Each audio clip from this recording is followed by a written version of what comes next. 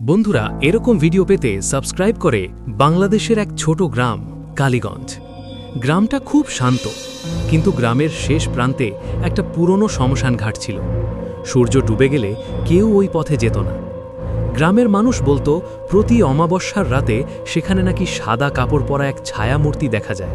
একদিন গ্রামের ৩ বন্ধু রাকিব, সোহেল আর নাবিল সাহস দেখানোর জন্য ঠিক করল অমাবস্যার রাতে শ্মশান ঘাটে যাবে।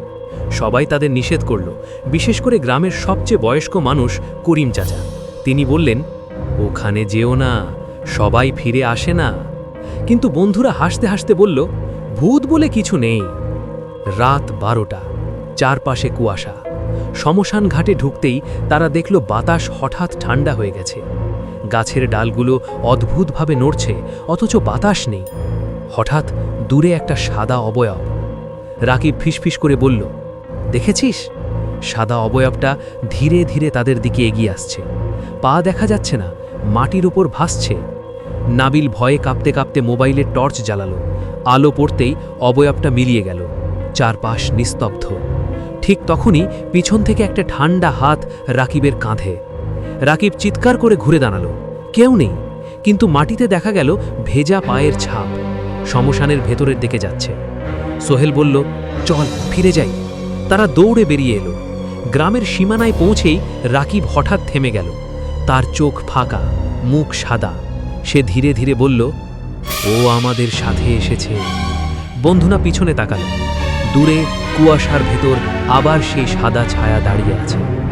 পরদিন সকালে রাকিবকে গ্রামের বাইরে অচেতন অবস্থায় পাওয়া গেল। সে বেঁচে ছিল, কিন্তু সেই রাতের কথা আর কখনো বলতে পারেনি। আর অমাবস্যার রাতে গ্রামের মানুষ এখনো বলে শ্মশান ঘাটে 3টে ছায়া দেখা যায়, আর মাঝে মাঝে শোনা যায় ফিসফিসানি। বাংলাদেশের এক শান্ত গ্রাম কালীগঞ্জ। দিনের বেলা সবকিছু স্বাভাবিক, পাখির ডাক, মাঠে কাজ, বাজারে ভিড়। কিন্তু সন্ধে নামলেই গ্রামের শেষ প্রান্তের পুরনো শ্মশান ঘাটটাকে ঘিরে নেমে আসে অদ্ভুত নীরবতা। লোকমুখে শোনা যায় বহু বছর আগে সেখানে এক নববধূর দাহ হয়েছিল। বিয়ের রাতেই নাকি রহস্যজনকভাবে তার মৃত্যু হয়। কেউ বলে আত্মহত্যা, কেউ বলে হত্যা। তারপর থেকেই অমাবস্যার রাতে সাদা শাড়ি পরা এক ছায়ামূর্তি দেখা যায়। নিষিদ্ধ রাত। রাকিব, সোহেল আর নাবিল 3 বন্ধু। তারা এসব গল্পে বিশ্বাস করত না। একদিন চায়ের দোকানে সবাইকে চ্যালেঞ্জ করে বলল, এই অমাবস্যায় আমরা শ্মশান ঘাটে রাত কাটাবো। গ্রামের বৃদ্ধ করিম চাচা ধীরে বললেন, ওই মেয়েটার আত্মা শান্তি পায়নি, ও একা থাকতে চায় না। বন্ধুরা হাসল। অমাবস্যা, রাত 11টা, আকাশে চাঁদ নেই, কুয়াশা জমতে শুরু করেছে। তারা টর্চ আর মোবাইল নিয়ে শ্মশানের দিকে রওনা দিল। শ্মশানের ভেতরে ঢুকতেই কেমন যেন ঠান্ডা বাতাস, ঝিঝি পোকাও ডাকছে না। হঠাৎ তারা দেখতে পেল পুরনো একটা বটগাছের নিচে কেউ দাঁড়িয়ে আছে। সাদা শাড়ি, লম্বা চুল, মুখ দেখা যাচ্ছে না। নাবিল ফিসফিস করে বলল, এটা কি মানুষ? অবয়বটা ধীরে ধীরে মাথা তুলল। চোখ দুটো পুরো কালো।